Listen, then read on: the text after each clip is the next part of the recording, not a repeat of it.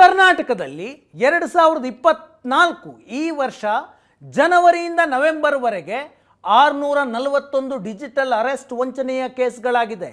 ಹೀಗೆ ಮಾಡಿದ ಒಟ್ಟಾರೆ ವಂಚನೆ ಎಷ್ಟು? 109 ಕೋಟಿ ರೂಪಾಯಿ.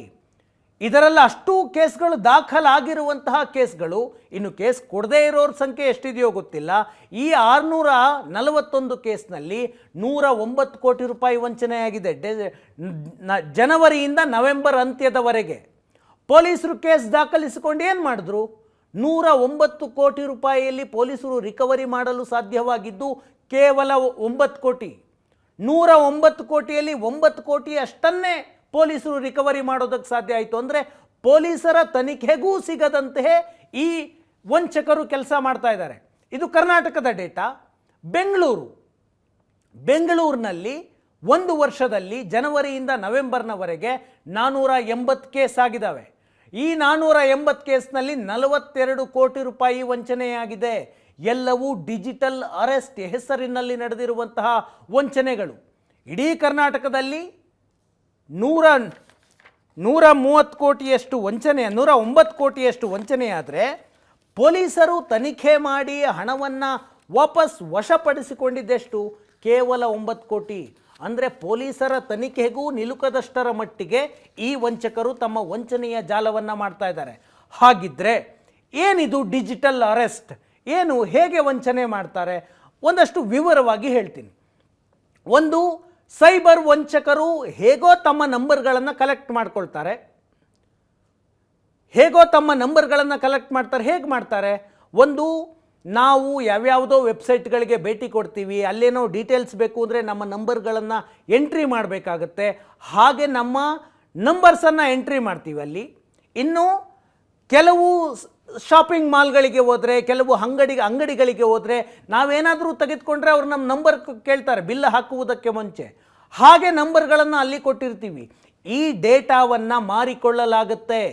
ಹಾಗೆ ಮಾರಿಕೊಂಡಂತಹ ಡೇಟಾಗಳು, ನಮ್ಮ ಮೊಬೈಲ್ ನಂಬರ್ಗಳು ವಂಚಕರ ಕೈಗೆ ಸಿಗ್ತವೆ. ಹಾಗೆ ಸಿಕ್ಕಂತಹ ನಂಬರ್ಗಳಿಗೆ ರ್ಯಾಂಡಮ್ ಆಗಿ ವಂಚಕರು ಫೋನ್ ಮಾಡ್ತಾರೆ. ತಮಗೆ ಸಿಕ್ಕಂತಹ ಫೋನ್ ಕರೆಗಳಿಗೆ CBI, ED, Mumbai cyber crime, Delhi police branch ಅಂತ ಹೇಳಿ ಫೋನ್ ಕರೆಗಳನ್ನು ಮಾಡ್ತಾರೆ. ಅವ್ರೇನು ಹೇಳ್ತಾರೆ? ನಾರ್ಕೋಟಿಕ್ಸ್ ಕಂಟ್ರೋಲ್ ಬ್ಯೂರೋ ಅಂತಲೂ ಮಾಡ್ತಾರೆ.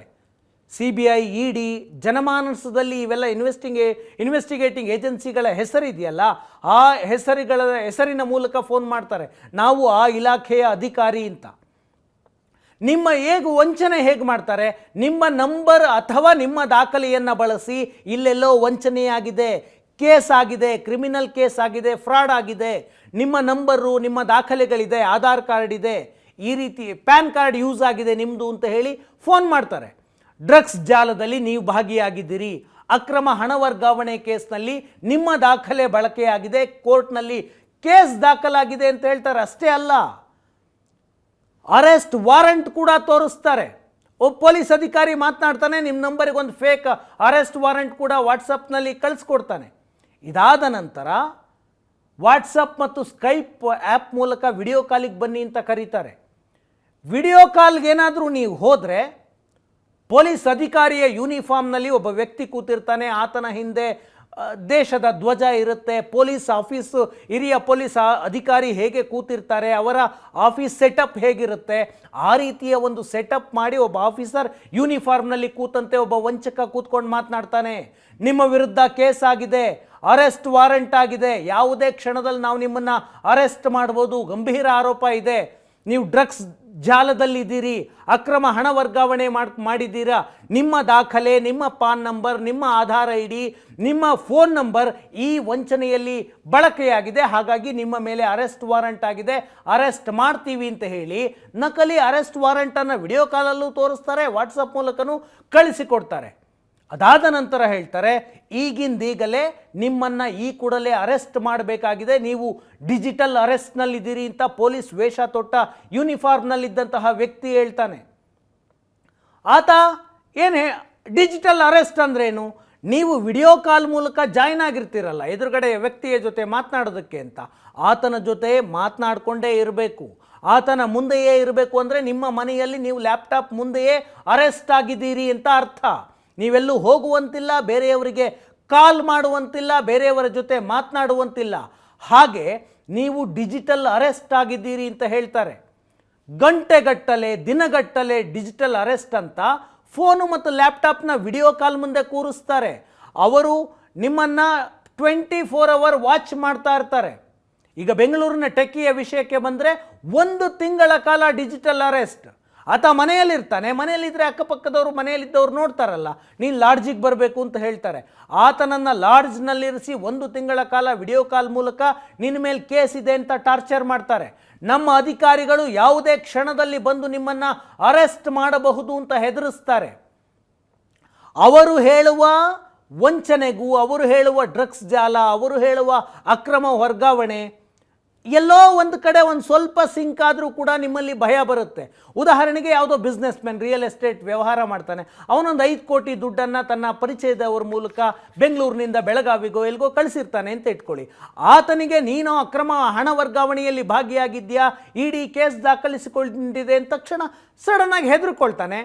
ಅಂಥ ಹಾಗೆ ಹೆದರ್ಕೊಂಡವರನ್ನು ಇವರು ನಿಮ್ಮ ವಿರುದ್ಧದ ಕೇಸ್ ಕೈ ಬಿಡೋದಕ್ಕೆ ಹಣ ಕೊಟ್ಟರೆ ಕೇಸ್ನ ಕೈ ಬಿಡ್ತೀವಿ ಅಂತ ಕೊನೆಗೆ ಹೇಳ್ತಾರೆ.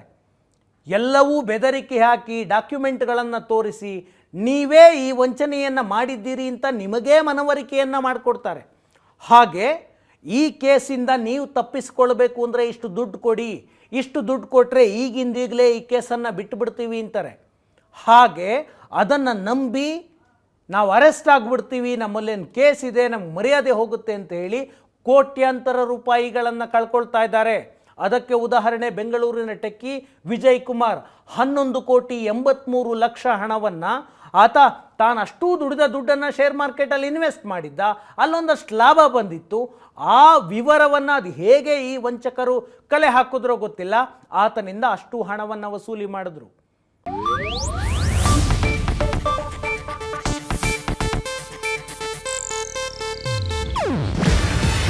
ಇದು ಏಷ್ಯಾನೆಟ್ ನ್ಯೂಸ್ ನೆಟ್ವರ್ಕ್ ಪ್ರಸ್ತುತಿ.